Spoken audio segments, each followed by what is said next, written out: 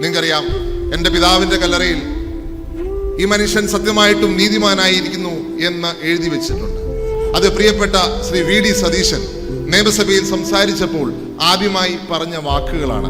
അങ്ങയുടെ വാക്കുകളാണ് ആ കല്ലറയിൽ എഴുതിയിരിക്കുന്നതെന്ന് ഞാൻ അങ്ങോട് സൂചിപ്പിച്ചു. അങ്ങ് അത് അവിടെ ചെല്ലുമ്പോൾ അത് കാണും. അങ്ങ് പറഞ്ഞ വാക്കുകൾ, അങ്ങ് സഭയിൽ ഉച്ചരിച്ച വാക്കുകൾ എന്താണോ അദ്ദേഹത്തിന് പറ്റിയത് അത് സൂചിപ്പിച്ചു.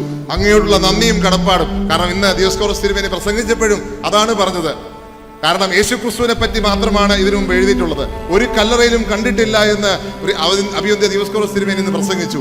അങ്ങ് പറഞ്ഞത് കൊണ്ട് മാത്രമാണ് ഞങ്ങൾ ആ കല്ലറയിൽ ആ വാക്കുകൾ എഴുതി വെച്ചിരിക്കുന്നതെന്ന് പറയുവാൻ ആഗ്രഹിക്കുന്നു. ഈ ക്രിസ്തുവിനെ ക്രൂശിച്ച ശേഷം പടയാളികളുടെ ശതാധിപൻ ഇങ്ങനെ പറഞ്ഞു, certainly this was a righteous man.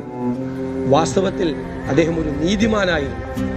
ആ നീതിമാൻ ഉയർത്തെഴുന്നേൽക്കുന്നത് ജനങ്ങളുടെ ഹൃദയത്തിലായിരിക്കും എന്നാണ് ഈ